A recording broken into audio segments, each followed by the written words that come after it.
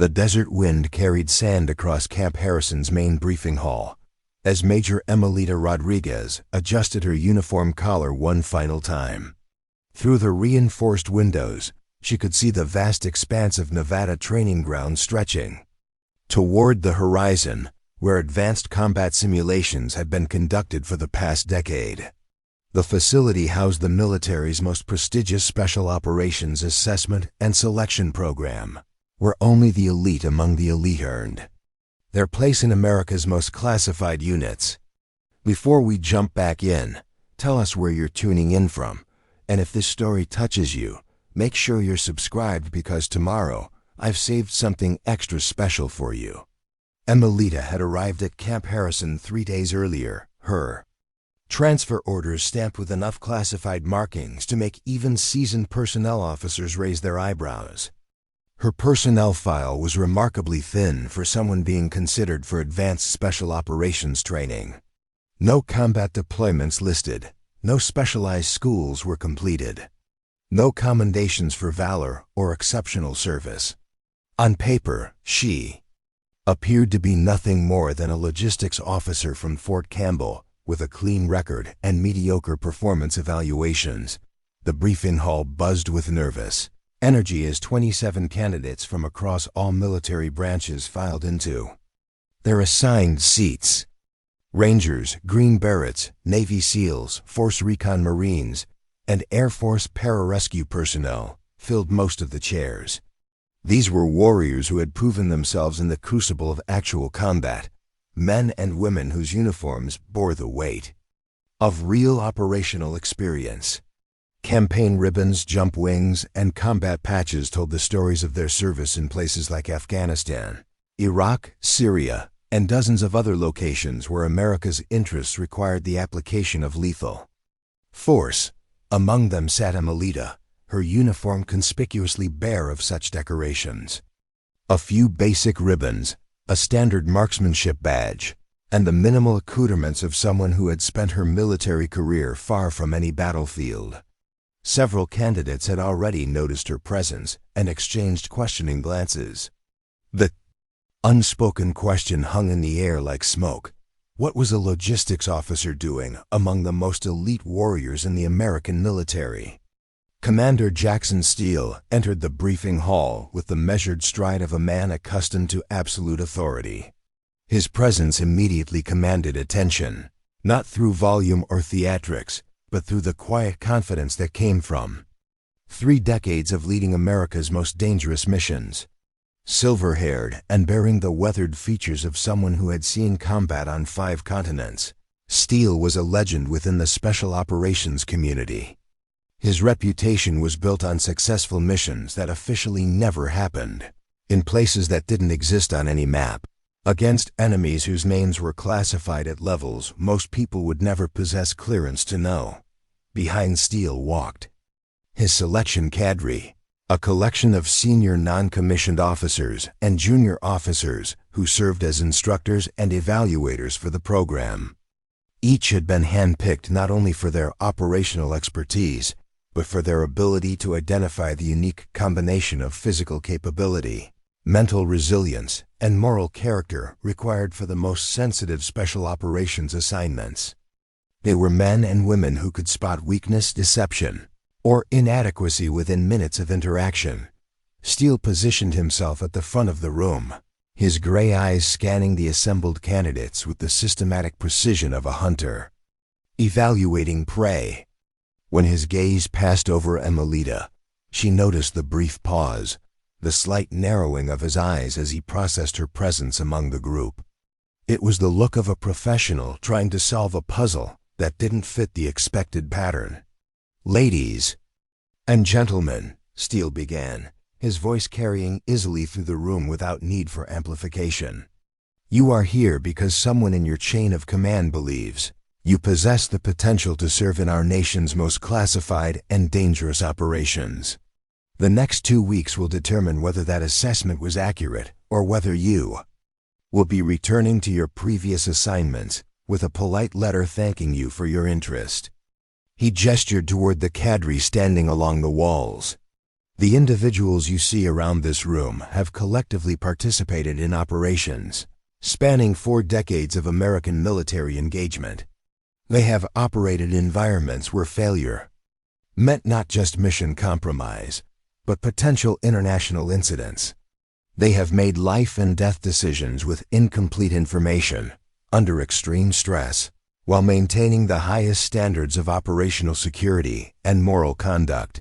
SEALs. Attention returned to the candidates. The assessment process you are about to undergo is not designed to test your current capabilities, but to evaluate your potential for development into something far beyond what you currently are. We are not looking for the strongest, the fastest, or even the most experienced. We are looking for individuals who possess the rare combination of traits that allow them to operate effectively in situations where conventional military thinking becomes a liability rather than an asset. Several candidates shifted in their seats, the weight of his words settling over them like a physical presence. This was not going to be another military school where effort and determination guaranteed graduation. This was an evaluation where excellence was merely the minimum standard for consideration. Before we begin the formal assessment process, Steele continued, I want to address something that I'm certain many of you have already noticed. His eyes found Emilita among the group. We have candidates here with varying levels of operational experience. Some of you have multiple combat deployments. Others have served in support roles that may not have exposed them to direct enemy contact. This diversity is intentional. A Navy SEAL in the front row, his uniform displaying the trident insignia and multiple combat decorations, raised his hand slightly. Steele nodded for him to speak. Sir, with respect, shouldn't prior combat experience be a prerequisite for special operations selection? How can someone evaluate an individual's performance under enemy fire if they've never been under enemy fire? It was a reasonable question, and one that reflected the thinking of most special operations veterans.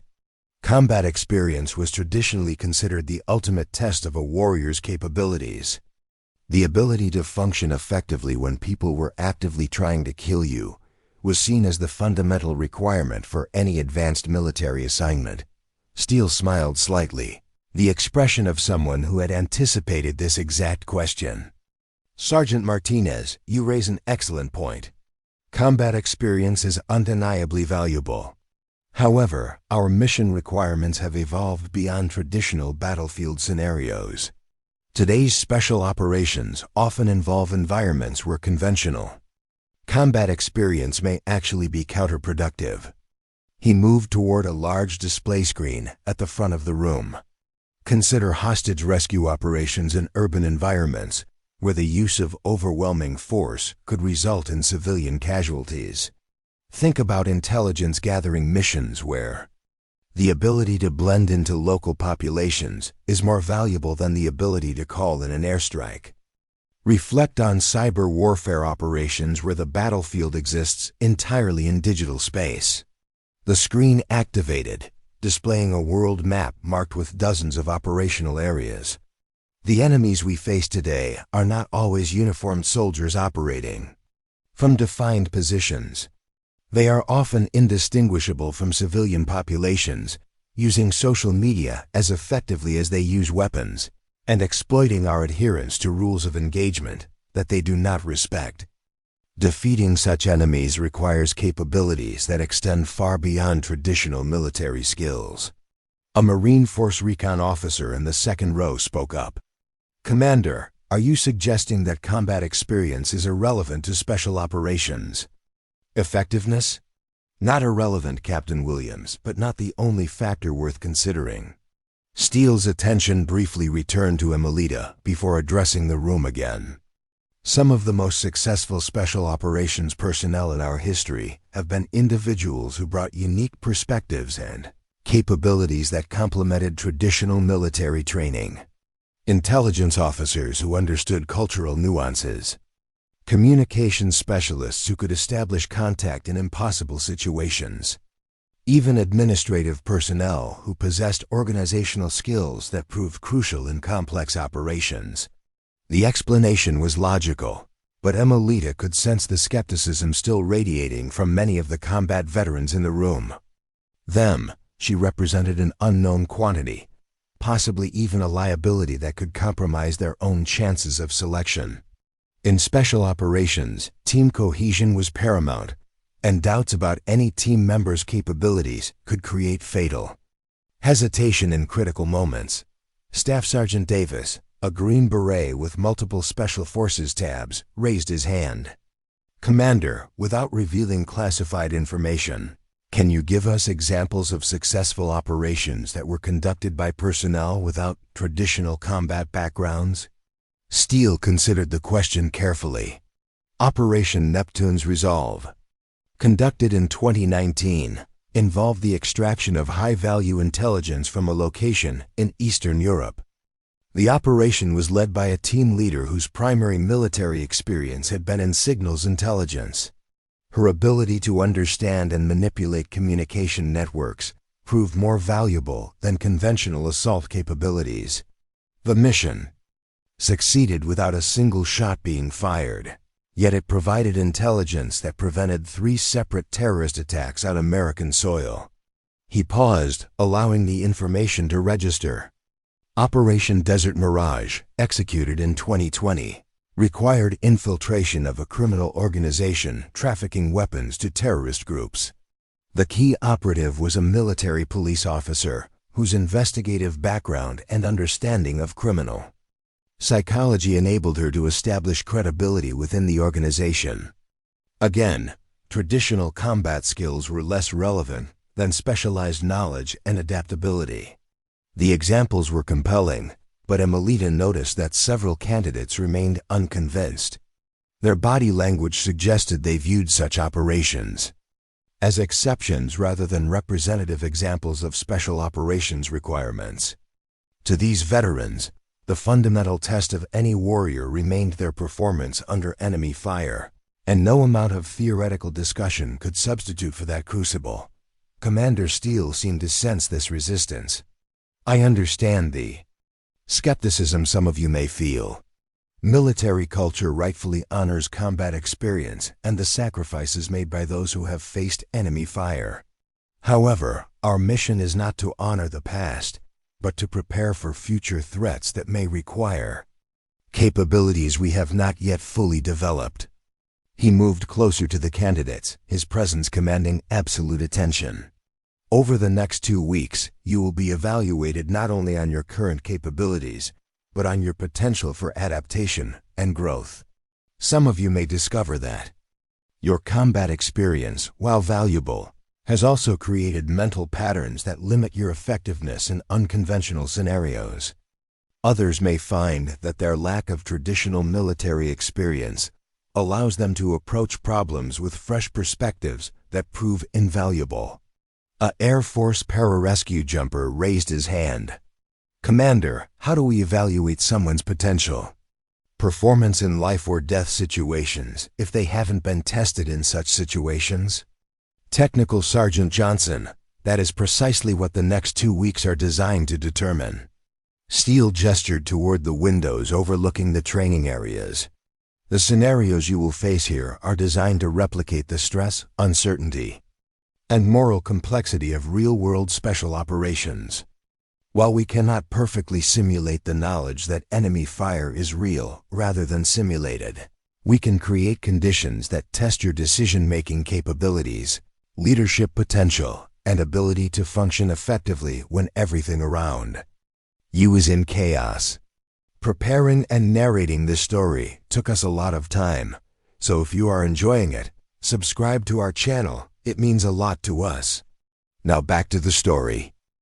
The briefing continued for another hour, covering administrative details, safety protocols, and general expectations for the assessment period. Throughout the discussion, Emilita remained silent, absorbing not only the official information being presented but also the social dynamics developing within the group. Several candidates had already begun forming informal alliances, based on shared experiences or common military backgrounds. Others were sizing up potential competition, identifying individuals they perceived as threats to their own selection chances. As the briefing concluded and candidates began filing out of the hall, Emelita overheard fragments of conversations that confirmed her assessment of the group's attitude toward her presence. "Did you see that logistics officer? What's she doing here? Probably some diversity initiative. They need to check certain boxes. This is supposed to be elite selection, not basic training." The comments stung, but they were not unexpected. Emelita had faced similar skepticism throughout her military career, often being underestimated because of her quiet demeanor and unremarkable service record. What these candidates didn't know, what her personnel file couldn't reveal, was that her previous assignments had been carefully constructed covers for activities that required the highest levels of security, clearance, and operational discretion. As she gathered her materials and prepared to leave the briefing hall, Commander Steele approached her directly.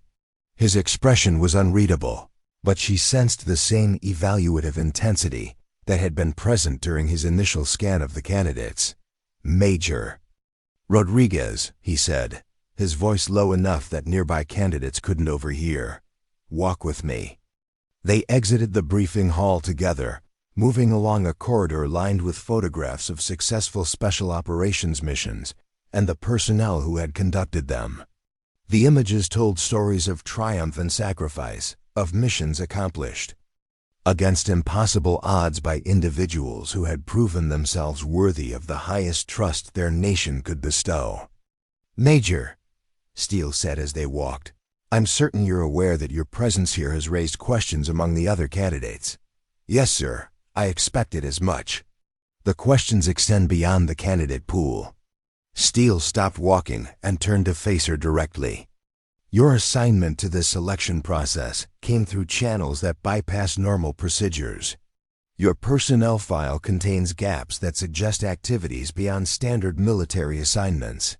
And your sponsoring officer is someone whose recommendations carry unusual weight within our community." Emelita maintained eye contact, her expression revealing nothing. "I understand your concerns, Commander. Do you?" Steele studied her face carefully. "Because my primary responsibility is to ensure that only individuals with the highest probability of mission success are selected for our programs. If there are aspects of your background that might affect your performance or the performance of others, I need to understand them now, not 2 weeks from now when lives may depend on team cohesion." The conversation had reached a critical juncture. Emelita could sense that Steele suspected there was more to her background than her official record suggested, but he lacked the security clearance or need-to-know authorization to access the classified aspects of her service history. She was walking a tightrope between maintaining her cover and providing enough information to ensure her continued participation in the selection process. "Commander," she said carefully, "I understand that my presence here may seem unusual given my apparent lack of combat experience. However, I believe that actions speak more clearly than records, and I'm prepared to demonstrate my capabilities through performance rather than through documentation that may not tell the complete story." It was a diplomatic non-answer that acknowledged his concerns without revealing information she was not authorized to share. Steele seemed to recognize this, his expression suggesting both frustration and grudging respect for her discretion. "Very well, Major. Your performance over the next 2 weeks will indeed speak for itself." His tone carried a subtle warning. "However, I want you to understand that special operations missions require absolute trust between team members. If your teammates cannot rely on you completely, or if they have doubts about your capabilities, those doubts can become fatal liabilities in operational environments." "Understood, sir." "I hope so, Major, because tomorrow morning, you and your fellow candidates will begin discovering exactly what it means to be evaluated for America's most classified and dangerous missions." Dawn broke over Camp Harrison with the precision of A military operation, the Nevada sun painting the desert landscape in shades of amber and gold. At precisely 0500 hours, loudspeakers throughout the candidate barracks crackled to life with the voice of Master Sergeant Patricia Chun, the selection program's senior enlisted advisor. Rise and shine, candidates. You have 30 minutes to complete personal hygiene, dress in physical training uniforms, and report to Assembly Area Alpha. Late arrivals will be noted and addressed accordingly. Emelita was already awake, having maintained her habit of rising at 0430 regardless of official wake-up times. The discipline came from years of assignments, where being prepared ahead of schedule often meant the difference between mission success and catastrophic failure. She moved through her morning routine with methodical efficiency, noting the sounds of hurried activity from other candidates who had apparently relied on the official wake-up call. The candidate barracks were designed with Spartan functionality, individual rooms barely large enough for a single bed, small desk, and wall walker. Privacy was minimal, with thin walls that allowed conversations and movements to be heard throughout the building. This was intentional, she knew. The selection cadre wanted to observe how candidates behaved when they believed they were unobserved, how they treated their peers, and whether they maintained military bearing even in informal settings. As she laced her running shoes, Emelita could hear fragments of conversation from adjacent rooms. The combat veterans were already forming informal leadership structures, with the more senior personnel naturally assuming advisory roles among their peers. She recognized the voices of Sergeant Martinez, the Navy SEAL who had questioned her presence during the briefing, and Captain Williams, the Marine Force Recon officer whose skepticism had been barely concealed. "We need to watch out for each other during this process," Martinez was saying. "The cadre will try to pit us against one another, but we're stronger as a unified group." "Agreed," Williams responded. "Though we need to be realistic about who we're dealing with. Some of these candidates clearly don't belong here." The implication was obvious, and Emelita felt the familiar weight of being prejudged based on incomplete information. Throughout her military career, she had learned to use such underestimation as an advantage, allowing others to dismiss her capabilities while she quietly accomplished objectives that more obvious candidates failed to achieve. Assembly Area Alpha turned out to be a large concrete pad surrounded by various obstacle course elements, training equipment, and evaluation stations. The 27 candidates formed up in 3 rows, their breath visible in the cool morning air. The selection cadre stood in a line facing them, each instructor's demeanor suggesting that the informal atmosphere of the previous day's briefing had been replaced by something far more serious. Commander Steele appeared exactly on time, his presence immediately commanding attention without need for verbal orders.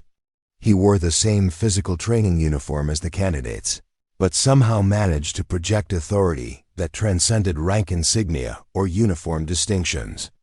Behind him walked Dr. Sarah Fleming, a sports psychologist whose research on performance under extreme stress had revolutionized special operations training methodologies. "Good morning, candidates," Steele announced, his voice carrying clearly across the assembly area. "Today begins your formal evaluation process.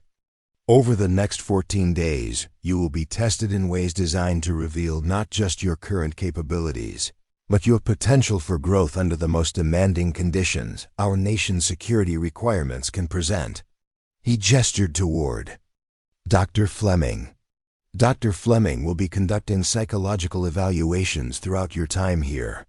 These are not pass-fail examinations, but assessments designed to identify psychological strengths and areas requiring development. Her observations will form a crucial component of our final selection recommendations." Dr. Fleming stepped forward, her professional demeanor balanced with an approachability that immediately put the candidates at ease. "I want you to understand that psychological evaluation in this context is not about identifying weakness or instability. We are looking for individuals who possess the mental resilience, adaptability, and ethical grounding necessary for operations where traditional support structures may not be available. She paused, making eye contact with several candidates. You will be observed continuously, not just during formal evaluation periods, but during meals, rest periods, and informal interactions. How you treat your peers, how you respond to frustration, how you maintain your personal standards when you believe no one is watching. These behaviors often reveal more about character than performance on structured assessments. Master Sergeant Chun stepped forward, carrying a clipboard with detailed schedules and evaluation criteria. Your first assessment will be individual physical fitness testing, followed by problem-solving exercises, and concluding with team-based scenarios. Each activity is designed to evaluate different aspects of your capabilities and potential. The physical fitness testing began immediately, with candidates rotating through stations measuring strength, endurance, agility, and coordination. These were not standard military fitness tests, but specialized evaluations designed to assess capabilities relevant to special operations requirements. Upper body strength was measured not just through traditional push-ups, but through rope climbing, obstacle traversal, and equipment carrying exercises that simulated real-world operational demands. Emelita approached each station with quiet confidence, her movements economical and precise. She had maintained exceptional physical conditioning throughout her career, not because her official duties required it, but because her actual assignments often demanded capabilities far beyond standard military fitness requirements. As she completed each exercise, she noticed several instructors taking detailed notes. Their observations focused not just on her performance, but on her technique and approach. At the rope climbing station, she demonstrated a technique that caught the attention of Sergeant First Class Miguel Torres, a Green Beret instructor whose own climbing abilities were legendary within the special operations community. Her method was unconventional, using a combination of upper body strength and precise body positioning that maximized efficiency while minimizing energy expenditure. Interesting technique, Major, Torres commented as she completed the climb. Where did you learn that approach? Trial and error, Sergeant, she replied, her breathing barely elevated despite the demanding exercise. Sometimes unconventional methods prove more effective than standard techniques. Torres made a note on his evaluation sheet, his expression suggesting that her response had been more revealing than she might have intended. In special operations, the ability to adapt and innovate was often more valuable than adherence to established procedures. The obstacle course presented a series of challenges, designed to test not just physical capabilities, but decision-making under stress and the ability to adapt to unexpected complications. As candidates progressed through the course, instructors introduced variables that forced immediate tactical adjustments. Walls that had been stable during practice runs suddenly became unstable. Rope bridges developed breaks that required alternative crossing methods. Water obstacles included currents that hadn't been present during initial reconnaissance. Staff Sergeant Davis, the Green Beret who had questioned the value of non-combat experience during the briefing, approached one obstacle with the confidence of someone accustomed to overcoming physical challenges. The obstacle appeared straightforward, a 12-foot wall with minimal handholds, requiring upper body strength and technique to surmount. However, as he reached the halfway point, the handholds he had been using suddenly shifted, simulating battle damage or environmental degradation. Davis struggled for several seconds before falling back to the starting position. His second attempt was more cautious, but the shifting handholds continued to present problems. Frustration became visible in his movements as he repeatedly failed to adapt his technique to the changing conditions. When Emelita approached the same obstacle, she spent nearly a minute examining the wall from different angles before beginning her ascent. Her initial movements were tentative, testing each handhold before committing her full weight. When the holds shifted during her climb, she immediately adjusted her body position and grip, flowing smoothly to alternative contact points as if she had anticipated the changes. "How did you know to do that?" asked Technical Sergeant Johnson, the Air Force pararescue jumper who had been observing her technique. "The wear patterns on the handholds suggested they were designed to move," she replied simply. "In uncertain environments, it's usually better to expect complications rather than hope for stability." Her answer drew the attention of several other candidates who realized they had focused entirely on physical technique while ignoring environmental analysis that might have prevented their struggles with the obstacle. It was a demonstration of the kind of tactical thinking that often distinguished successful special operations personnel from those who relied solely on physical capabilities. The morning's assessments continued with problem-solving exercises that tested cognitive abilities under stress.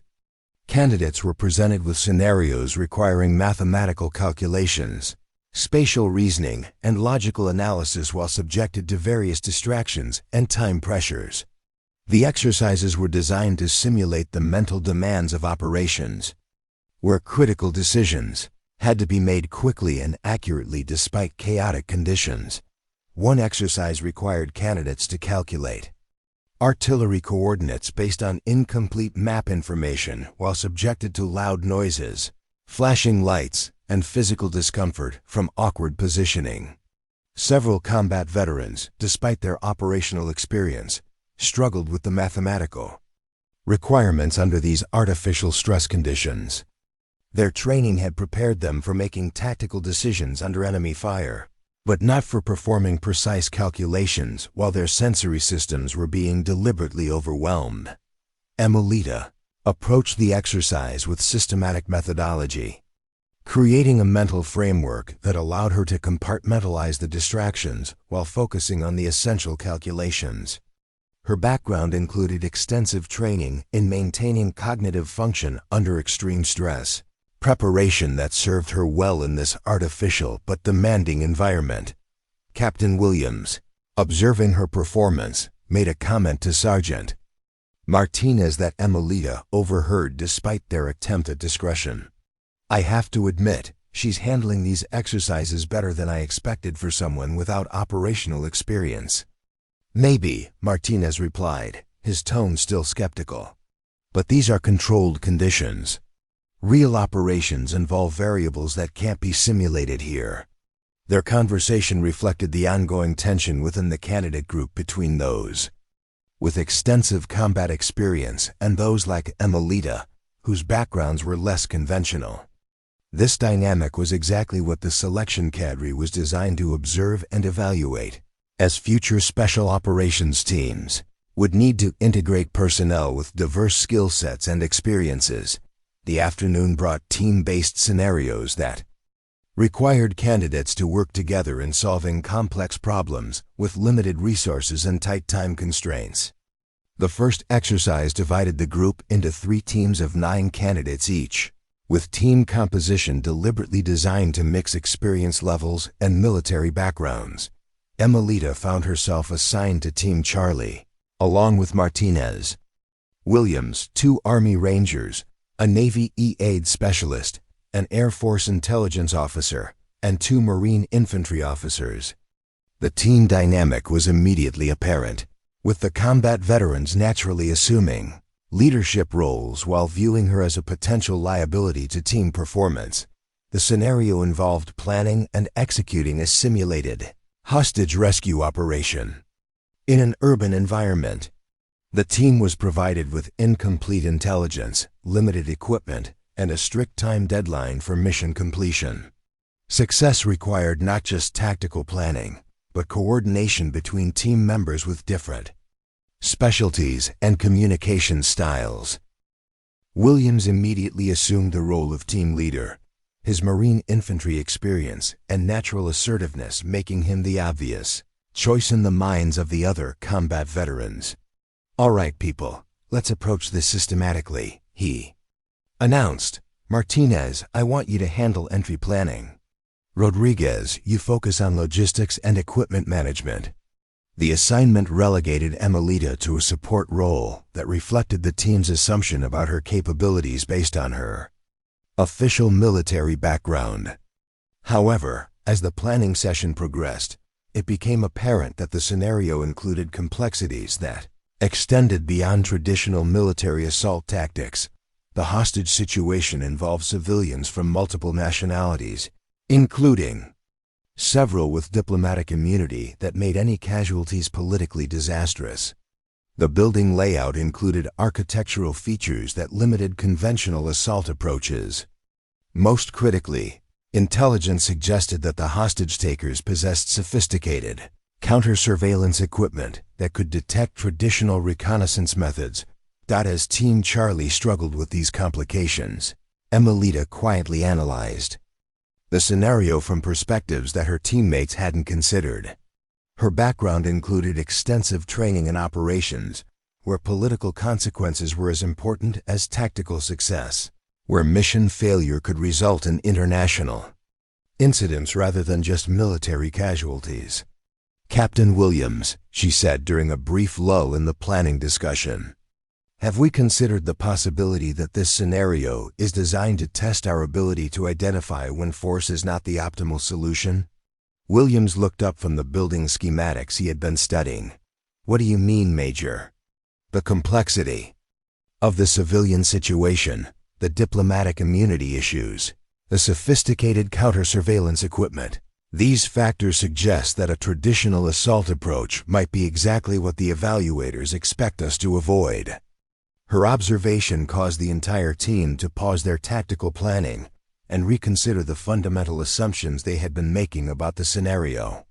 It was the kind of strategic thinking that distinguished successful special operations leaders from those who, despite their courage and skill, remained focused on tactical execution rather than strategic objectives. Martinez, despite his initial skepticism about her qualifications, acknowledged the validity of her point. "So what?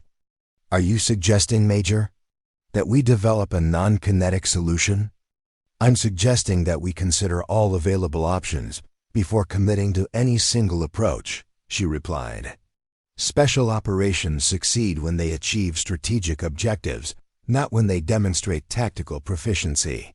The remainder of the afternoon was spent developing alternative approaches to the scenario, with Team Charlie ultimately presenting a solution that emphasized negotiation, intelligence gathering, and precise intervention rather than overwhelming force.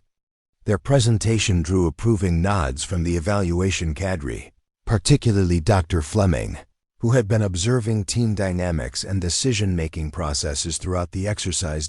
As the day concluded and candidates returned to their barracks for evening meal and rest, the social dynamics within the group had begun to shift subtly.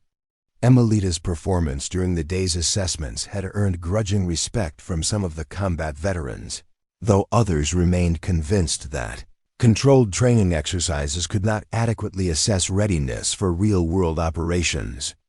Evening meal provided an opportunity for informal interaction, with candidates gathering in small groups to discuss the day's experiences and speculate about upcoming challenges. Emilita found herself approached by several candidates who had observed her performance with growing interest. Technical Sergeant Johnson, the Air Force pararescue jumper, sat down across from her in the dining facility. "Major, I have to ask, where did you develop your problem-solving approach? That wasn't standard military decision-making methodology. Experience teaches you that standard approaches don't always work in non-standard situations," she replied diplomatically. "The military trains us to be adaptable for good reasons." Her answer was accurate without being revealing, a skill she had developed through years of operating in environments where operational security required constant vigilance about information disclosure. Johnson seemed to sense that there was more to her background than she was willing to discuss, but respected the boundaries she was maintaining. As the evening progressed, Emilita became aware that her performance had generated discussion among the evaluation cadre as well. Through glimpses of instructor conversations and subtle observations, She could tell that her assessment scores were raising questions about the accuracy of her personnel file and the nature of her previous assignments. Commander Steele appeared in the dining facility briefly, making his rounds among the candidates with the systematic attention of a leader who understood that informal observation often revealed more about character than formal evaluation.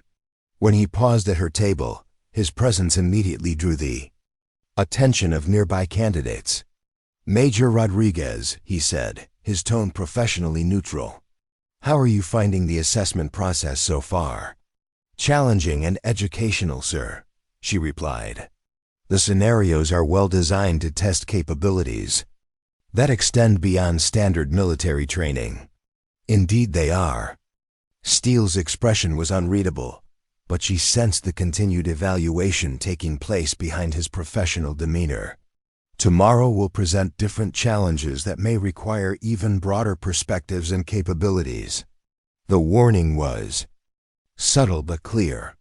The assessment process was about to intensify, and her performance during the initial day had earned her closer scrutiny from both the evaluation cadre and her fellow candidates. As she prepared for the challenges ahead, Emilita knew that maintaining her cover while demonstrating her true capabilities would become increasingly difficult.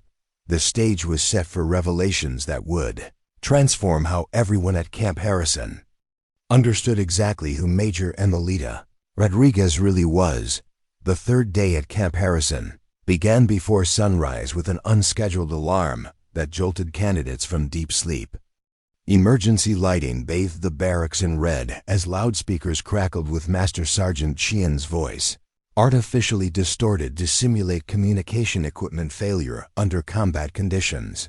"All candidates report to the briefing room Delta immediately. This is not a drill. Repeat, this is not a drill." Emilita was dressed and moving within 30 seconds, muscle memory from countless real emergency deployments taking over before her conscious mind fully processed the situation. Around her, other candidates struggled with equipment in the dim lighting, some fumbling with gear while others moved with the practiced efficiency of experienced operators out in the hallway.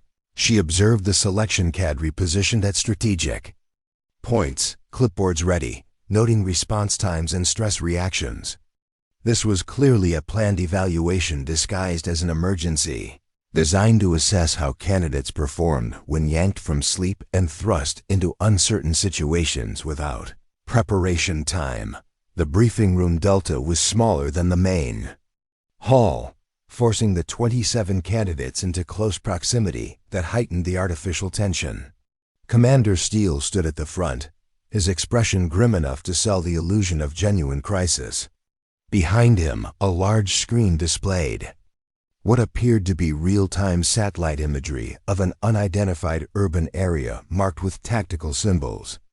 "Candidates, you are now participating in Operation Iron Resolve, a time-sensitive mission requiring immediate deployment of available assets," Steele announced, his voice carrying the urgency of authentic operational briefings.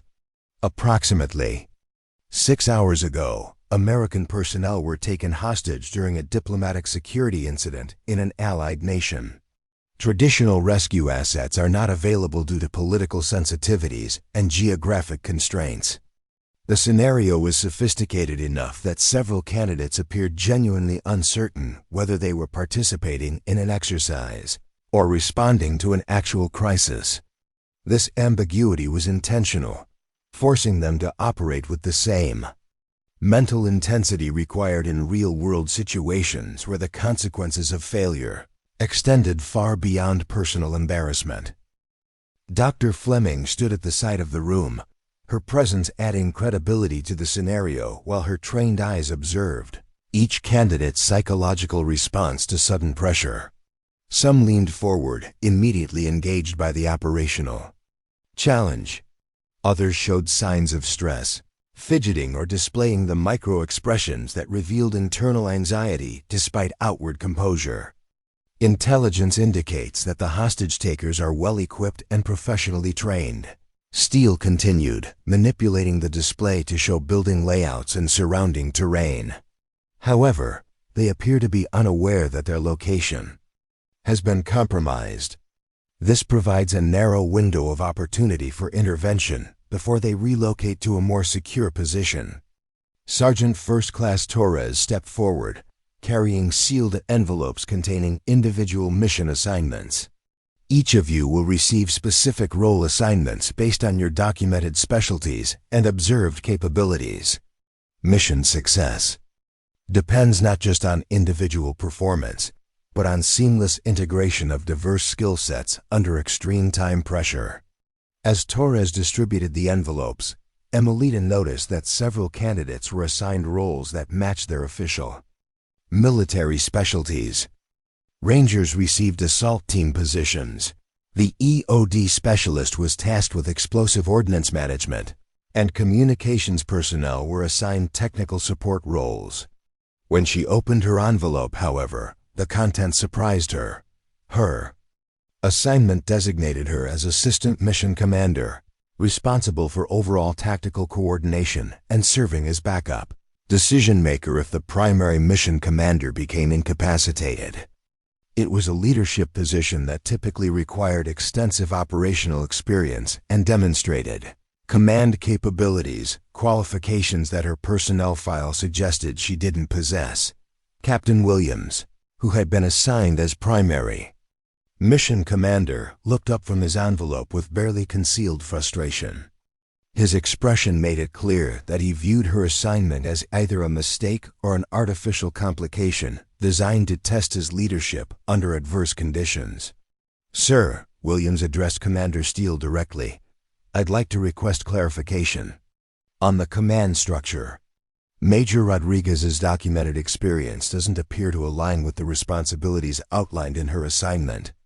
The challenge was direct and public, forcing Steele to address the elephant in the room that had been growing larger with each passing day. Every candidate was now looking between Williams, Emelita, and Steele, waiting to see how this confrontation would resolve. "Captain Williams," Steele replied, his tone carrying warning undertones, "mission assignments are based on comprehensive evaluation of all available information, not just what appears in standard personnel files. Your job is to execute the mission as briefed, not to second-guess assignment decisions made at levels above your authorization." The rebuke was sharp enough to silence Williams, but Emelita could see that it had intensified rather than resolved the underlying tension. The other candidates were now openly questioning what information the selection cadre possessed about her background that wasn't reflected in her apparent lack of combat experience. "Master Sergeant." Shun activated a countdown timer displaying 30 minutes. "Mission planning begins now. Failure to launch within the designated time frame will result in automatic mission failure for all participants." The artificial time pressure was brutal, designed to prevent overthinking and force rapid decision-making based on incomplete information. In real special operations, such constraints were common, with mission windows often measured in minutes rather than hours. Williams immediately assumed control of the planning process, his natural leadership instincts taking over despite his reservations about the command structure. "All right, people, we're going to treat this as a standard hostage rescue with modifications for the urban environment and political sensitivities."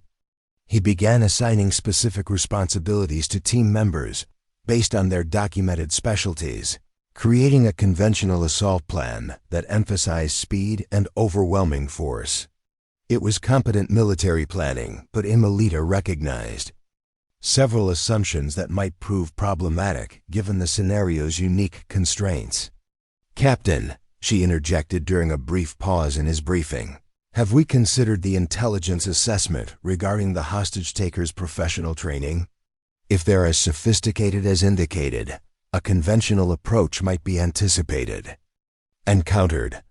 Williams looked up from the building schematics, his expression showing irritation at the interruption. "Major, with respect, hostage rescue operations follow established protocols for good reasons. Improvisation in high-stakes situations typically leads to mission failure and unnecessary casualties. I agree that protocols exist for good reasons, she replied calmly. However, successful special operations often require adaptation when standard approaches are unlikely to succeed against sophisticated opposition. The exchange was being observed not just by their teammates, but by the evaluation cadre, who were clearly noting the leadership dynamics and decision-making processes under pressure. Dr. Fleming appeared particularly interested in how the two officers were managing their philosophical differences while maintaining mission focus. Sergeant Martinez, the Navy SEAL whose initial skepticism about her qualifications had been gradually softening, spoke up from his position at the tactical planning table. "What kind of modifications are you suggesting, Major?" The intelligence brief mentioned that the hostage-takers appear unaware their location has been compromised, she said, moving to the display screen. "This suggests they're relying on passive security rather than active counter-surveillance.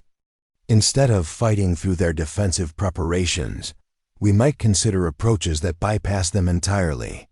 She indicated several features on the building layout that the conventional plan hadn't fully exploited. The structure has multiple access points that aren't covered by typical defensive positions. If we can approach from unexpected vectors, while maintaining the element of surprise, we might be able to resolve the situation without engaging their primary defensive capabilities. Technical Sergeant Johnson, who had been assigned responsibility for breach operations, studied her suggestions with growing interest.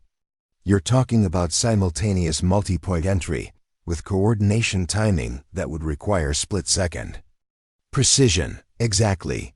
But if executed properly, it would overwhelm their decision-making capability before they could implement contingency plans or harm the hostages." The alternative approach she was proposing required a level of tactical sophistication and coordination that pushed beyond standard military training. It was the kind of complex operation typically associated with the most elite special operations units, requiring capabilities that most candidates weren't expected to possess. Williams stared at the modified plan she had outlined on the display screen, his expression shifting from irritation to grudging recognition. "Major, this level of tactical planning suggests experience with operations significantly more complex than anything indicated in your personnel file." The observation hung in the air like smoke, drawing attention from every candidate in the room. They had all noticed inconsistencies between her documented background and her demonstrated capabilities, but Williams had finally articulated what everyone was thinking. Sometimes theoretical knowledge and practical application converge in unexpected ways, she replied diplomatically, neither confirming nor denying the implications of his statement. Commander Steele, who had been observing the planning session from the back of the room, stepped forward as the countdown timer approached the 10-minute mark. "Candidates, you have 10 minutes to finalize your operational plan and prepare for mission execution. I suggest you focus on consensus building rather than continuing to question assignment decisions." The warning was clear, but the underlying tension remained. Williams made the pragmatic decision to incorporate elements of her tactical suggestions into the final plan, recognizing that mission success was more important than resolving questions about her background. However, his body language made it clear that those questions hadn't disappeared. The mission execution phase took place in a specially constructed training facility that replicated urban building environments with remarkable accuracy. The structure included multiple floors, varied room configurations, and sophisticated audio-visual systems that could simulate everything from civilian chatter to gunfire and explosions. As the assault teams moved into position, Emilita found herself in the command post with Williams, monitoring communications and prepared to make critical decisions if the situation developed complications. The vantage point allowed her to observe not just the tactical execution, but the evaluation cadre's intense focus on her performance in a leadership role. The first phase of the operation proceeded according to plan, with entry teams reaching their assigned positions without detection. However, As they prepared for simultaneous breach operations, the scenario introduced the kind of complication that distinguished special operations from conventional military exercises. "Command, this is Bravo Team." Martinez's voice crackled through the communication system. "We have visual information on 2 additional hostages not mentioned in the initial intelligence brief. Both appear to be children, ages approximately 8 to 10 years old." The complication was devastating to their operational plan. The presence of children changed everything about risk assessment, tactical approaches, and acceptable casualty thresholds. Williams stared at the tactical display, his expression showing the mental paralysis that often accompanied unexpected complications under extreme time pressure. "Command, we need immediate guidance," came another voice from Charlie Team. "Target. Movement suggests they may be preparing to relocate. The window of opportunity is closing rapidly." Emelita watched Williams struggle with the decision-making burden, understanding that his hesitation came from training that emphasized thorough planning and risk mitigation. However, special operations often required leaders to make critical decisions with incomplete information and accept responsibility for consequences that couldn't be fully predicted. "Captain," she said quietly, "permission to provide tactical recommendation?" Williams looked at her with an expression that mixed desperation with continuing skepticism about her qualifications. "What do you suggest, Major?" "Children change the psychological dynamic for both hostage takers and hostages. They're likely being kept in a central location for easier management, which means they're probably with the primary hostage group. If we can identify that location precisely, we can modify our approach to prioritize their protection." She moved to the communications console, her fingers moving across controls with practiced efficiency that suggested familiarity with command post operations. "Bravo Team, can you provide more specific intelligence on the children's location relative to adult hostages?" Her direct communication with tactical teams was technically outside her assigned role, but Williams was either too overwhelmed to object or recognized that her intervention was necessary for mission success. "Command, children appear to be in the northeast corner of the main room, separated from adults by approximately 3 meters. They seem to be under the direct supervision of one individual who is not carrying visible weapons." The additional intelligence allowed for tactical modifications that could prioritize child safety while maintaining mission effectiveness. Emelita began coordinating these changes with an efficiency and expertise that clearly exceeded anything her personnel file would have suggested possible. "Charlie Team, modify your approach vector to provide direct line of sight to the northeast corner. Bravo Team, prepare for immediate child extraction following initial breach. Delta Team, maintain overwatch for any subjects who might threaten civilian safety during confusion following entry." Her coordination was seamless, demonstrating the kind of operational experience that typically required years of actual mission execution. Williams watched her work with growing amazement, finally beginning to understand that there was far more to her background than anyone had been told. The mission execution was flawless, with all hostages extracted safely and all simulated hostage takers neutralized without civilian casualties. However, the most significant development was not tactical success, but the revelation of capabilities that transformed how everyone present understood Major Emelita Rodriguez. As the exercise concluded and teams began conducting after-action reviews, the questions that had been simmering beneath the surface for 3 days finally reached a boiling point. Her performance during the crisis had been too polished, too professional, too experienced to be explained by theoretical knowledge or natural aptitude alone. Commander Steele approached the command post as she completed communications. "Shutdown procedures," his expression showing the intense curiosity of a professional intelligence officer who had just observed something that didn't fit his understanding of the situation. "Major Rodriguez," he said, his voice carrying formal authority but underlying uncertainty. "I believe it's time we had a more detailed conversation about your background and qualifications for the selection process."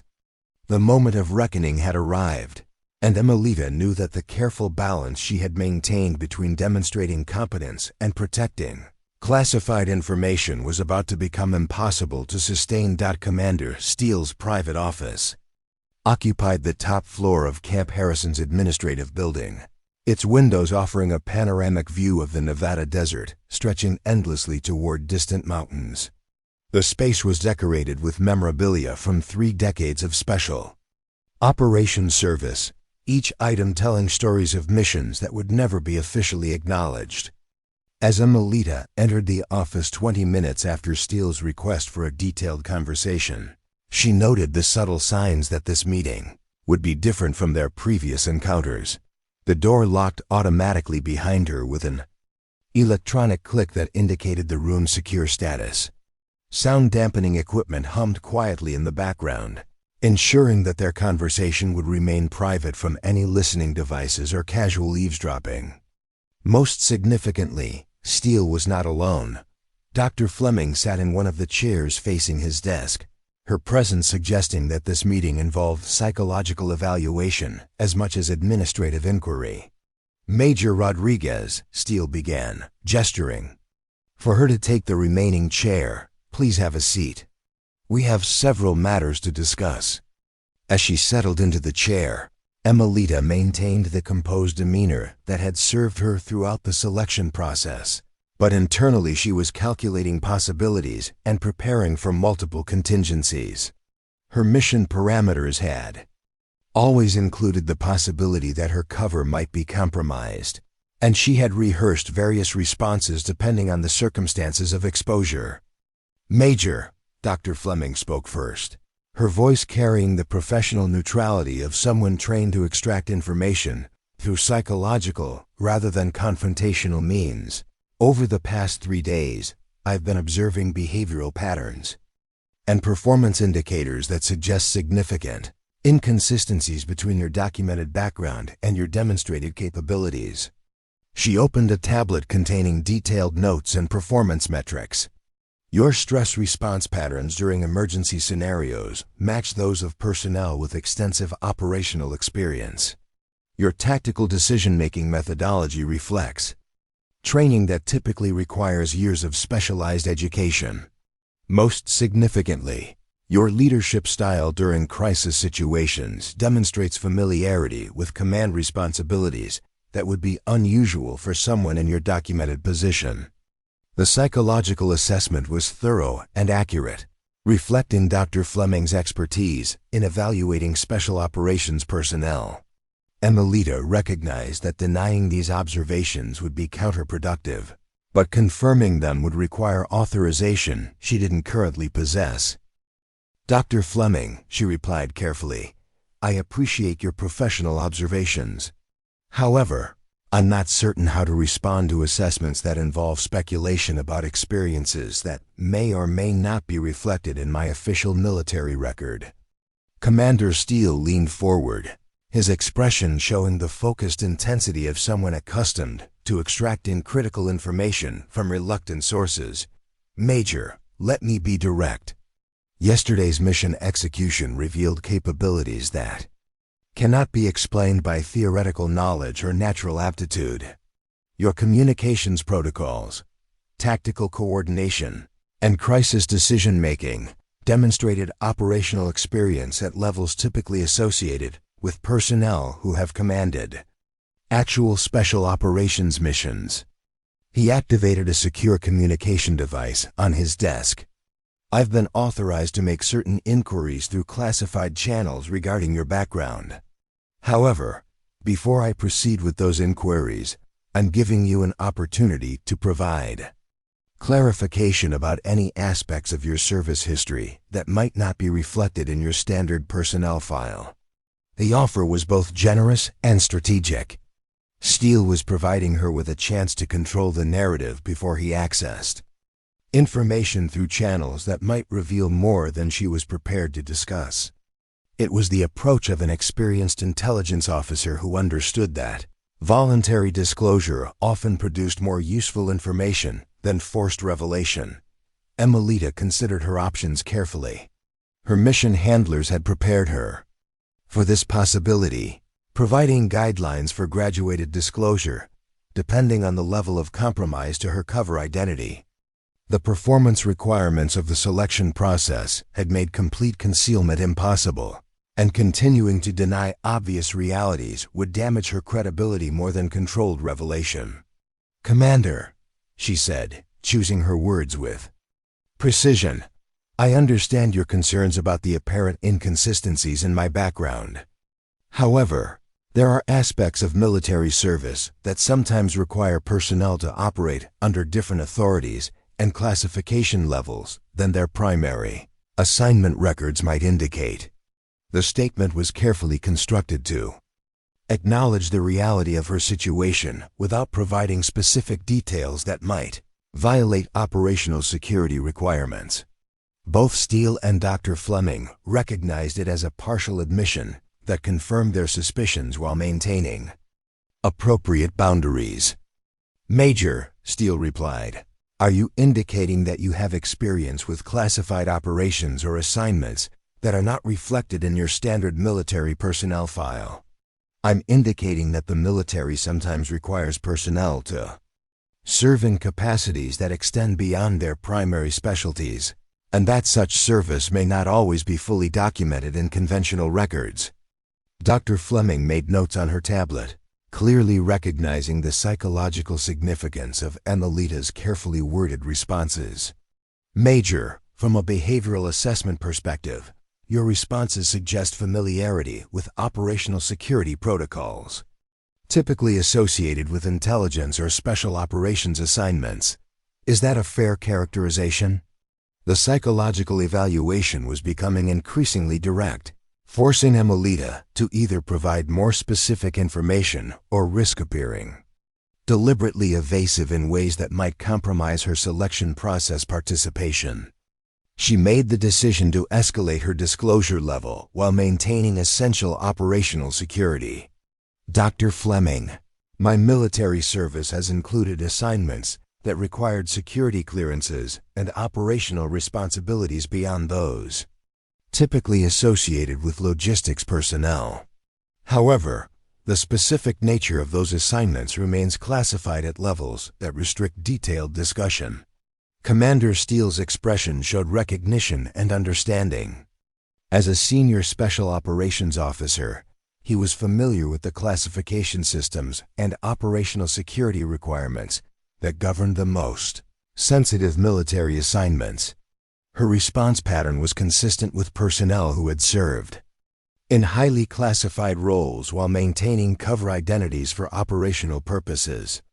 "Major Rodriguez," he said, his tone shifting to reflect increased respect and professional courtesy, "I'm going to make a secure communication to verify certain aspects of your background through appropriate channels.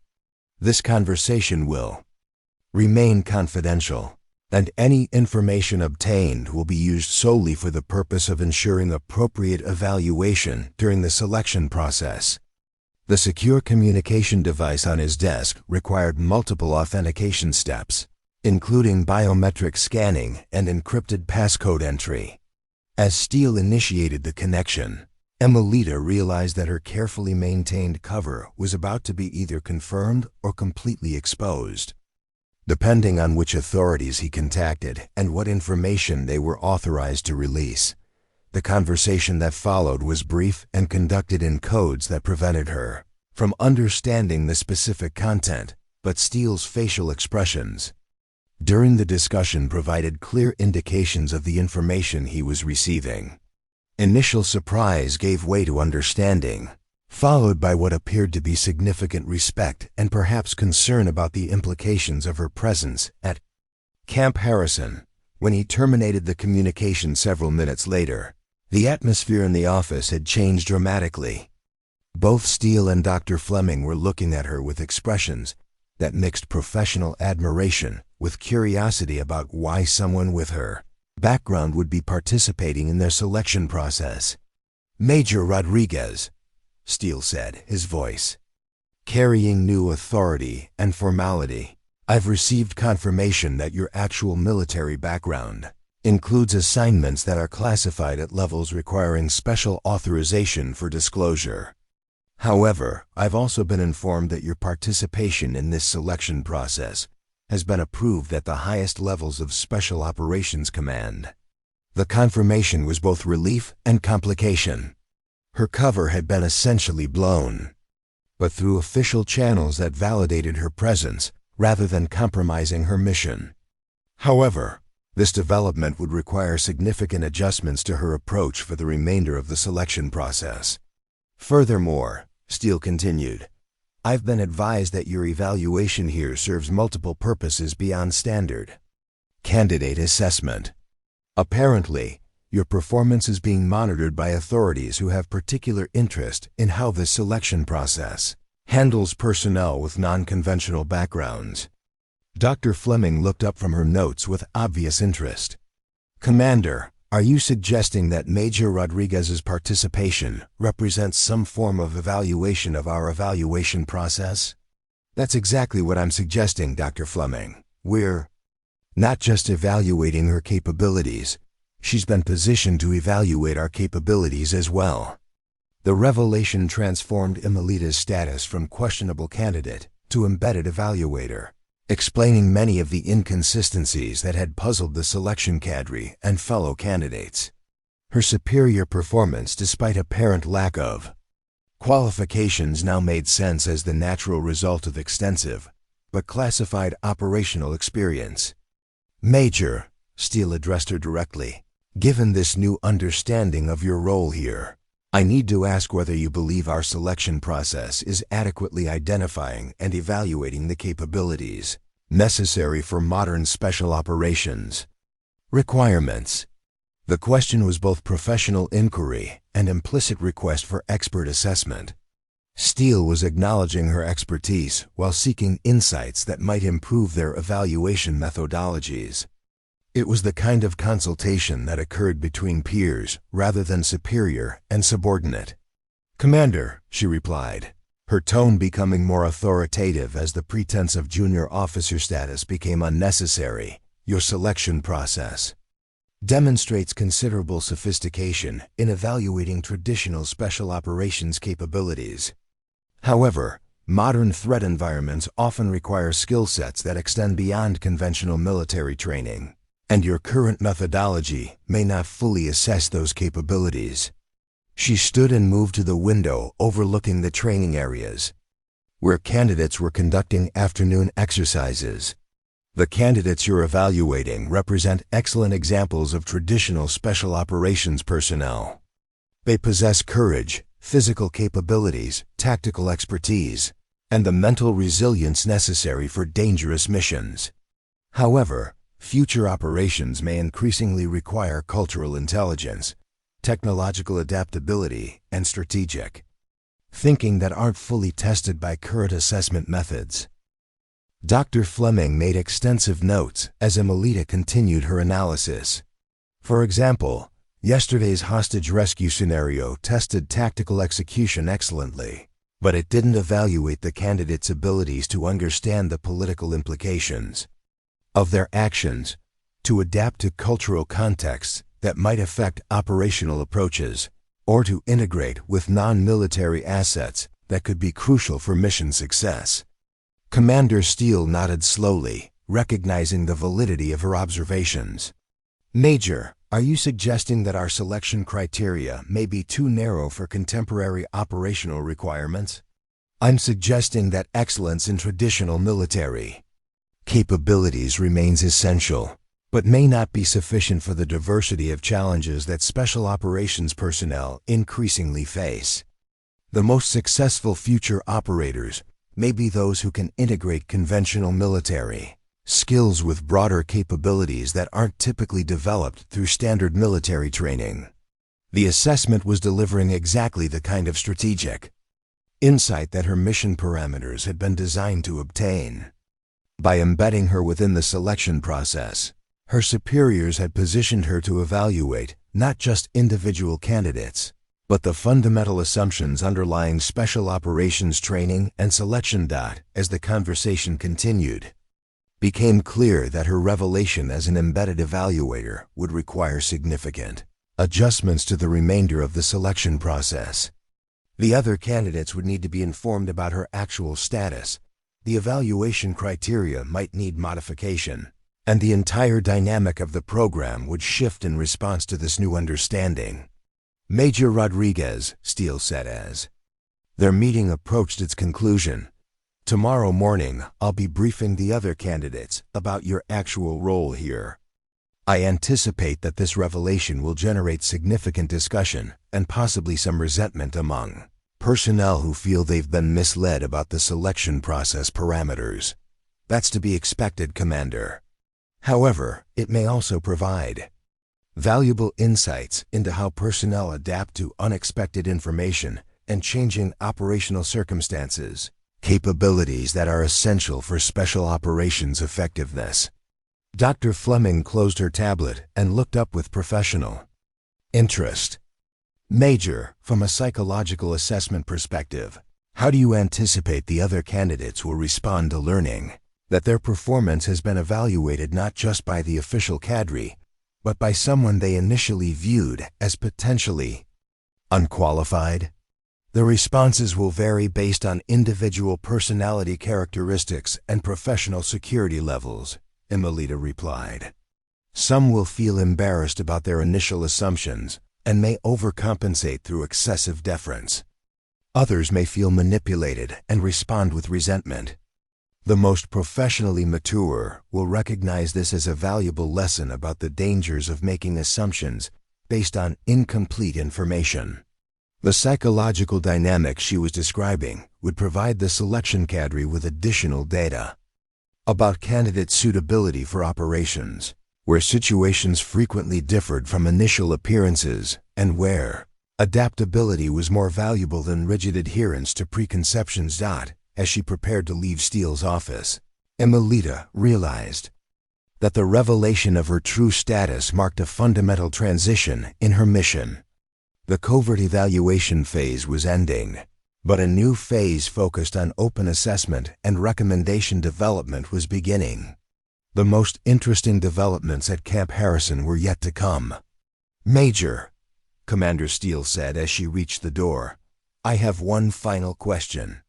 In your assessment, which of the current candidates demonstrates the greatest potential for the kind of evolved special operations requirements you've described? She paused, considering both the professional assessment and the operational implications of her response. Commander, the most promising candidates may not be those who have performed best according to traditional metrics. Sometimes the individuals with the greatest potential are those who demonstrate adaptability, intellectual curiosity, and the ability to question assumptions, even when those qualities initially appear to be weaknesses rather than strengths. Insight was profound and would influence how the selection cadre evaluated the remaining candidates during the final week of assessment. As Emilita left the office, she knew that tomorrow would bring revelations that would transform not just her own status, but the entire understanding of what Camp Harrison's selection process was designed to accomplish. The main briefing hall at Camp Harrison felt different as the 27 candidates filed in for the morning assembly on day 4. Word had spread through the barracks that something significant was about to be announced, though speculation about the nature of that announcement varied wildly among the candidates. Some believed that selection cuts were about to be announced. Others suspected that the mission parameters were being modified based on their performance during the previous day's exercises. Emilita entered the hall knowing that her world at Camp Harrison was about to change completely. The careful balance she had maintained between demonstrating competence and concealing her true background was about to become unnecessary, replaced by a transparency that would fundamentally alter her relationships with both the selection cadre and her fellow candidates. Commander Steele stood at the front of the room, flanked by the complete selection cadre, including Dr. Fleming, Master Sergeant Chun, and the various specialist instructors who had been evaluating candidate performance throughout the week.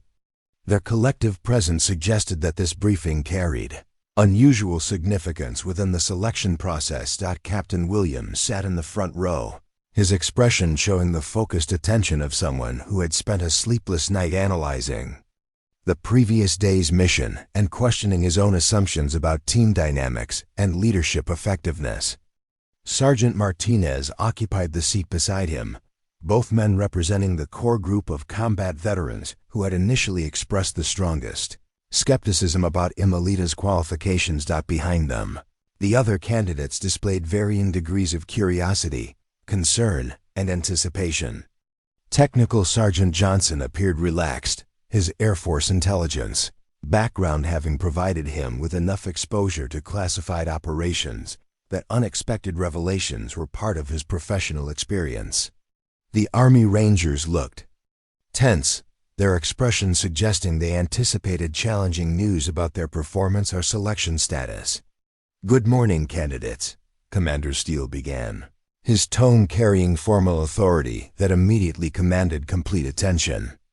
"This morning's briefing will address matters that require modification of certain aspects of your selection process participation, including clarification of information that has been necessarily limited during your first 3 days here." Dr. Fleming stepped forward, tablet in hand, her presence signaling that psychological evaluation would be a component of whatever was about to be revealed. "Throughout your time here, you have been observed and evaluated not just on your individual performance, but on your ability to adapt to changing circumstances, work effectively with diverse team members, and demonstrate the intellectual flexibility necessary for modern special operations requirements." Her introduction suggested that the upcoming revelation would itself become part of the evaluation process, with candidate responses being assessed as indicators of psychological resilience and professional adaptability.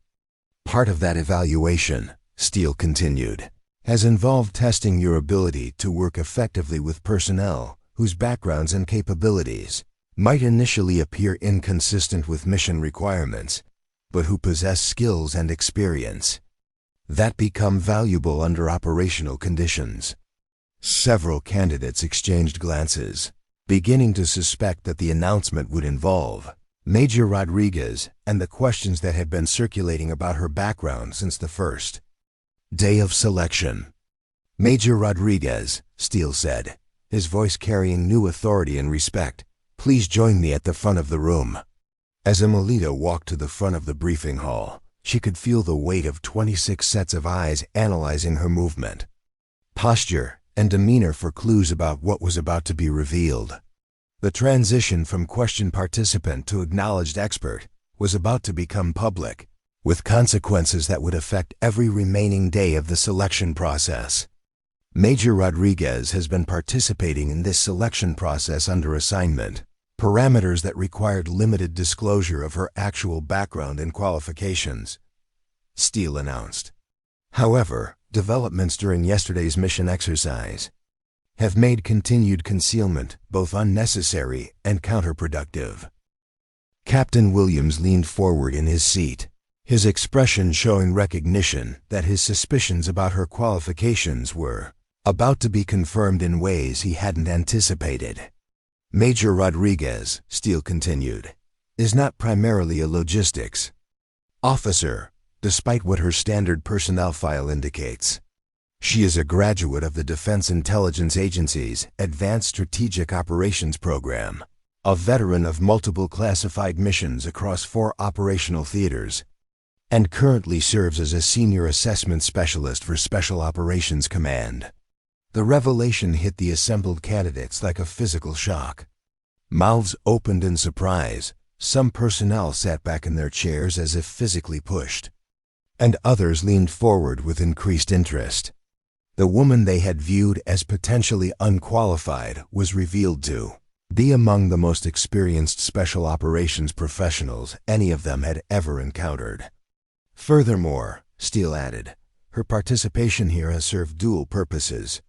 While she has been evaluated as a candidate for Advanced Special Operations assignment, she has also been conducting an assessment of our selection process, evaluation methodologies, and training effectiveness. Sergeant Martinez's expression showed a mixture of embarrassment and grudging respect as he realized that his initial skepticism had been directed toward someone whose operational experience far exceeded his own. The Navy SEAL who had questioned her combat credentials was learning that she possessed combat experience in environments and operations he had never been cleared to know about. Dr. Fleming stepped forward to address the psychological implications of the revelation.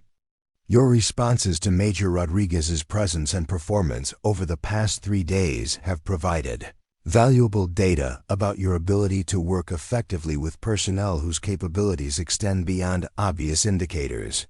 This adaptability is crucial for special operations effectiveness in environments where appearances often deceive and assumptions can prove fatal. Technical Sergeant Johnson raised his hand, his intelligence background allowing him to process the implications more quickly than some of his colleagues. Ma'am, are you saying that our evaluation has included an assessment of how we respond to working with personnel whose qualifications aren't immediately apparent? Exactly, Sergeant Johnson. Modern special operations increasingly require integration with intelligence professionals, cultural experts, technological specialists, and other personnel whose contributions may not be obvious through traditional military indicators. Your ability to recognize and utilize such capabilities, rather than dismissing them based on superficial assessments, is a critical competency. The explanation was revealing multiple layers of sophistication within the selection process that none of the candidates had suspected. They were being evaluated not just on individual capabilities, but on their potential for effective integration within diverse operational teams. Captain Williams stood up, his expression showing professional curiosity overcoming personal embarrassment. Major Rodriguez, with respect, yesterday's mission coordination demonstrated expertise that suggested extensive command experience. Can you provide any insight into the background that prepared you for that level of operational responsibility? Emelita considered her response carefully, recognizing that her answer would influence how the candidates processed this revelation and adapted their understanding of modern special operations requirements. Captain Williams, my background has included command responsibilities for multi-agency operations involving military, intelligence, and civilian assets in environments where traditional military hierarchy and communication protocols were inadequate. For mission success, the coordination techniques I employed yesterday reflected methodologies developed for operations where diverse capabilities must be integrated under extreme time pressure. Her explanation provided insight into operational realities that most of the candidates had never encountered, revealing dimensions of special operations that extended far beyond conventional military training. Staff Sergeant Davis, the Green Beret whose initial skepticism had been among the strongest, stood up with obvious discomfort. Major, I owe you an apology. My assumptions about your qualifications were based on incomplete information and professional prejudices that were inappropriate. Sergeant Davis, your initial skepticism was reasonable based on available information. However, this situation illustrates why special operations personnel must be prepared to revise their assessments as new information becomes available, rather than maintaining assumptions that could compromise mission effectiveness. Her response was gracious while emphasizing the professional lessons that could be learned from the experience. The psychological impact on Davis and others who had expressed similar skepticism would be significant, providing valuable insights about their adaptability and professional maturity. Master Sergeant Chun stepped forward to address the practical implications of the revelation. Candidates, this disclosure requires modifications to remaining selection activities. Major Rodriguez will continue participating in assessments, but will also be available as a resource for questions about advanced special operations requirements and career development opportunities. The change meant that Emelita's role would become explicitly dual, serving both as candidate and advisor in ways that would provide the selection cadre with additional data about how personnel adapted to evolving circumstances. However, Chun continued, her presence and expertise should not be viewed as reducing performance expectations or evaluation standards. If anything, having access to her insights should elevate the quality of your preparation and execution. During remaining assessments, one of the Marine infantry officers raised his hand. Sergeant Chun, how should we process the fact that someone with Major Rodriguez's background is participating in the same selection process as personnel with our level of experience? Are we competing for the same assignments, or are there different tracks within the program? The question reflected practical concerns about career implications and competitive fairness that were legitimate given the revelation about Emilita's background. Commander Steele addressed the concern directly. The Special Operations Assignments. You're being evaluated for required diverse capabilities and experience levels. Some positions require personnel who can integrate into existing teams and execute missions under established command structures. Others require personnel who can establish new operational frameworks and lead multi-agency efforts under unprecedented circumstances. He gestured toward Emilita. Major Rodriguez represents the advanced end of that spectrum, but her presence here indicates that even personnel with extensive experience continue to be evaluated for increasingly challenging assignments. Your competition is not with her specifically, but with your own potential for growth and development. The explanation provided perspective that reduced competitive anxiety while emphasizing the continuous nature of professional development within Special Operations careers. Dr. Fleming consulted her tablet before addressing the psychological dimensions of the revelation. From an assessment perspective, your responses to this disclosure will be evaluated as indicators of psychological resilience, adaptability, and professional maturity. Personnel who demonstrate ability to process unexpected information constructively and modify their behavior based on new understanding show characteristics essential for special operations effectiveness.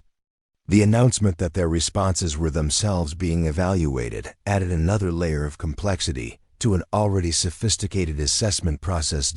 As the briefing continued, questions from candidates revealed the depth of misconceptions that had developed about Emilita's background and the assumptions that had influenced their interactions with her.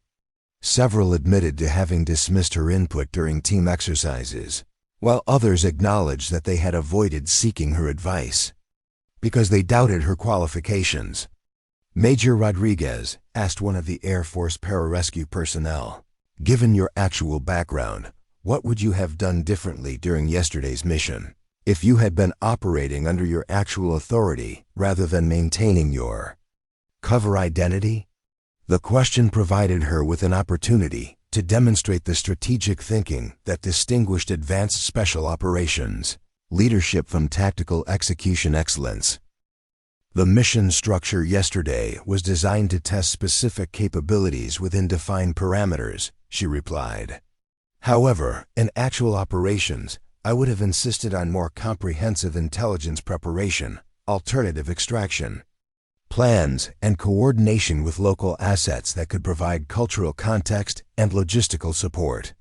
Real-world success often depends on preparation factors that were beyond the scope of yesterday's exercise. Her response illustrated the differences between training exercises and actual operations while providing insights into the comprehensive planning required for complex special operations missions. Captain Williams approached her after the formal briefing concluded, his expression showing professional curiosity and personal humility. "Major, I'd like to request permission to discuss leadership methodologies with you privately. Yesterday's experience taught me that my approach to command might benefit from perspectives I haven't previously considered." The request demonstrated exactly the kind of intellectual flexibility and willingness to learn that the selection process was designed to identify and evaluate. "Of course, Captain. However, I'd suggest that such discussion should include other Team leaders as well.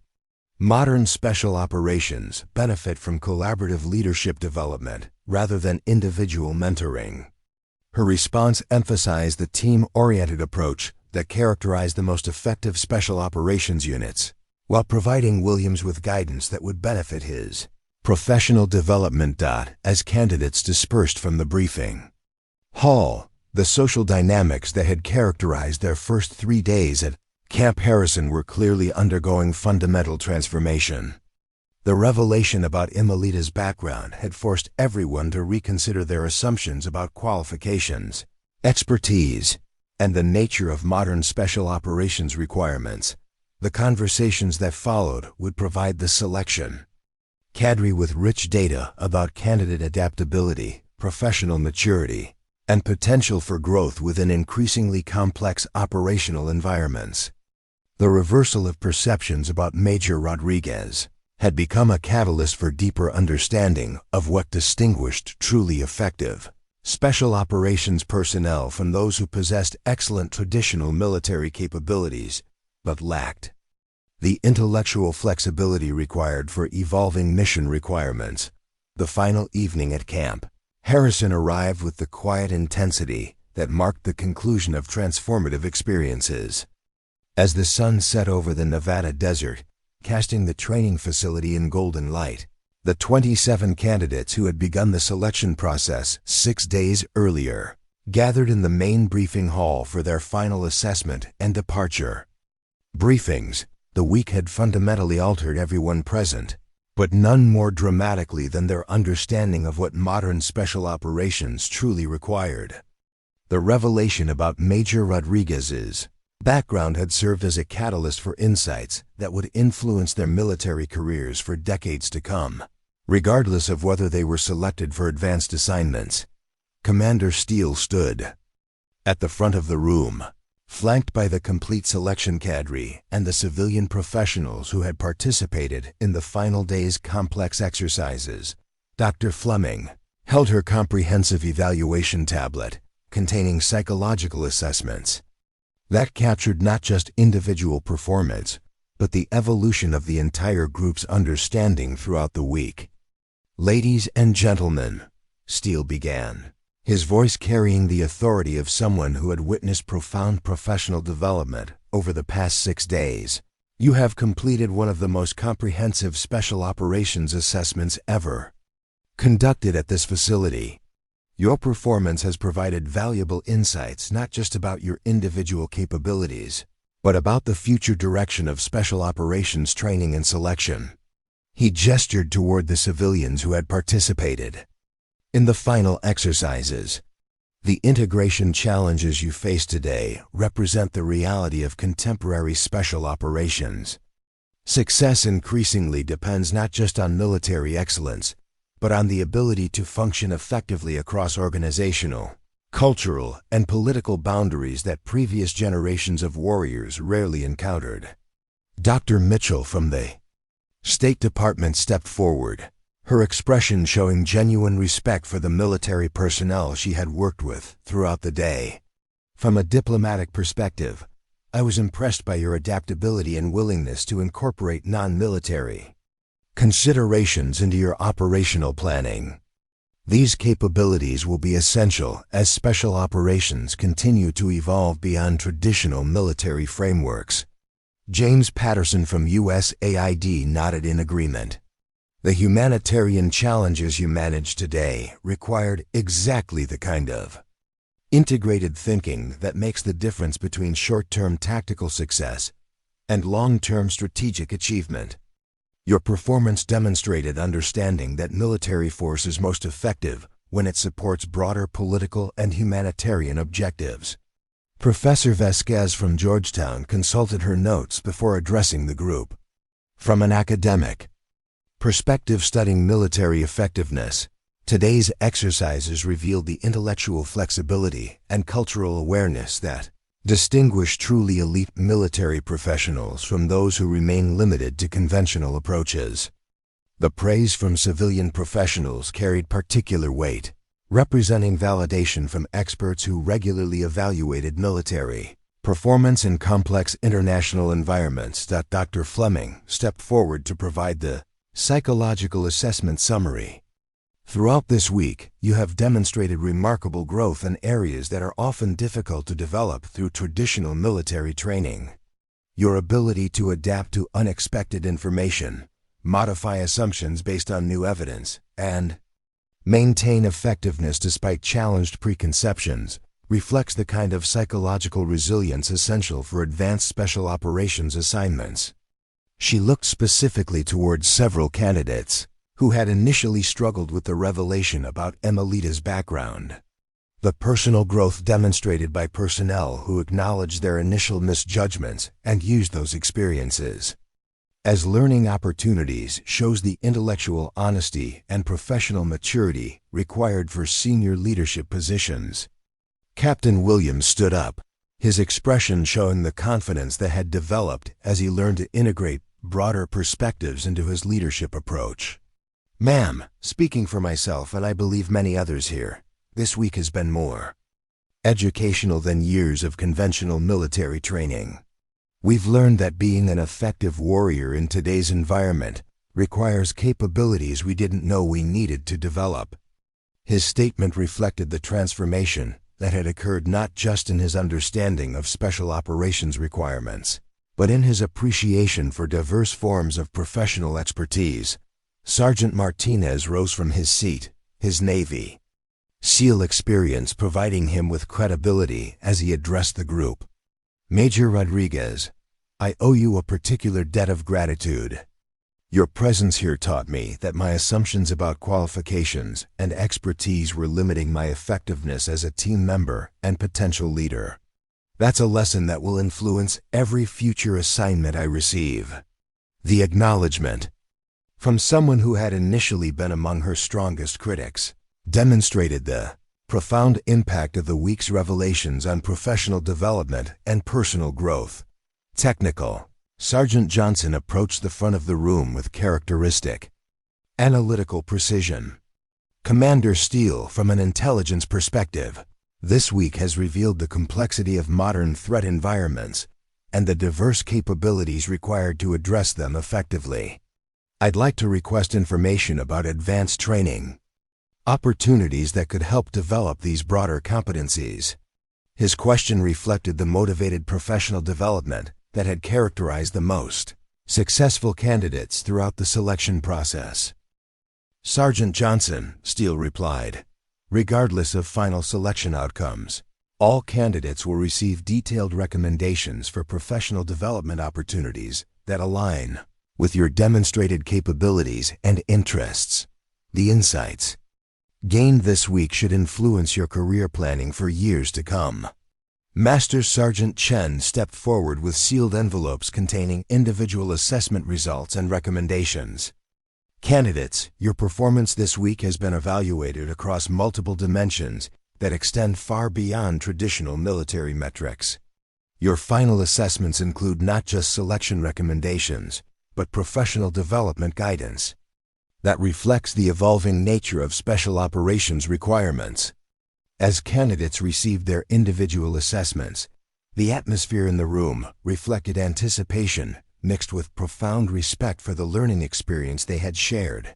Regardless of specific selection outcomes, Emelita received her envelope, knowing that her evaluation would be significantly different from those of the other candidates, reflecting her dual role as participant and assessor throughout the week. Major Rodriguez, Commander Steele addressed her directly. Your participation here has provided valuable insights for improving our selection methodology and training approaches. Your final report on this process will influence special operations training development for years to come. She opened her assessment to find recommendations for assignment to the Special Operations Training Development Command, where her experience and insights could contribute to preparing future generations of special operations personnel for increasingly complex operational environments. Furthermore, Steele continued, several candidates have requested continued mentoring relationships with you as they develop the broader capabilities necessary for advanced special operations assignments. With your permission, we'd like to establish formal professional development partnerships that continue beyond the selection process. The request reflected recognition that her value extended beyond individual mission assignments to include developing other personnel for the challenges of evolving special operations requirements. Captain Williams approached her as candidates began informal conversations about their experiences and future plans. Major, I'd like to formally request permission to maintain professional contact as I work to develop the leadership capabilities you've demonstrated this week. Your mentoring could significantly accelerate my preparation for senior responsibilities. Captain Williams, she replied, I'd be honored to continue our professional relationship. However, remember that the most important development comes from practical application of these concepts in your current assignments. Seek opportunities to work with diverse teams, volunteer for complex missions, and always remain open to learning from unexpected sources. Her guidance emphasized the practical application of lessons learned rather than dependence on continued mentoring. Staff Sergeant Davis approached with obvious humility. Major Rodriguez, this week has taught me that my greatest limitation was not lack of capability, but lack of awareness about what capabilities were needed. Thank you for that lesson, even though it was sometimes uncomfortable to learn. Sergeant Davis, she responded, discomfort during learning often indicates that significant growth is occurring. The military needs personnel who can question their own assumptions and adapt to new understanding. Your willingness to acknowledge and learn from initial misjudgments shows exactly the kind of intellectual honesty required for advanced responsibilities. As the evening progressed, candidates shared reflections on their transformative week and discussed how their experience would influence their future military careers. The conversations revealed deep appreciation for insights that extended far beyond selection process outcomes. Dr. Fleming moved among the groups, conducting final psychological assessments that captured the long-term impact of the week's experiences on professional development and career motivation. The most significant outcome of this selection process, she observed to Commander Steele, may not be the specific personnel selected for advanced assignments, but the enhanced understanding of special operations requirements that all participants will carry forward in their careers. Commander Steele nodded in agreement. Major Rodriguez's presence here has achieved objectives that extend beyond individual evaluation. We've demonstrated that excellence in special operations requires capabilities that transcend traditional military training, and we've shown how diverse expertise can enhance rather than compromise operational effectiveness. As the final briefing concluded and candidates prepared to depart Camp Harrison, the conversations reflected profound transformation in their understanding of military service, professional excellence, and the evolving nature of national security. Challenges. The lesson that had emerged from Major Rodriguez's revelation extended far beyond questions about her qualifications to fundamental insights about the dangers of assumptions, the value of diverse expertise, and the intellectual flexibility required for leadership in increasingly complex environments. For Amelita, the week had demonstrated that her unique background and capabilities could contribute not just to individual mission success, but to the development of future generations of special operations personnel who would face challenges that current training methodologies were only beginning to address.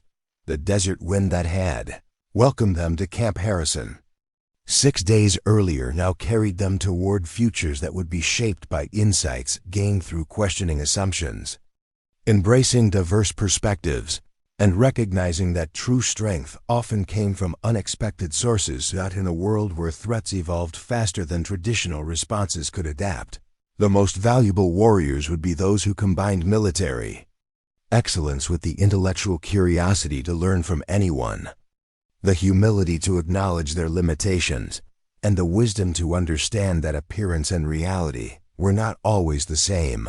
The tattoo along Major Rodriguez's neck had revealed more than just her identity. It had revealed the future of special operations itself, where success would belong to those brave enough to question everything they thought they knew about excellence, qualification, and the true meaning of warrior leadership. As the candidates departed into the Nevada night, they carried with them a truth that would guide their entire careers. Never underestimate anyone, because the most powerful capabilities often come disguised in the most unexpected packages. And sometimes, the greatest lessons come not from those who appear strongest, but from those who challenge us to become stronger than we ever imagined possible. Up next, you've got 2 more standout stories right on your screen. If this one hits the mark, you won't want to pass these up. Just click and check them out. And don't forget to subscribe and turn on the notification bell so you don't miss any upload from us.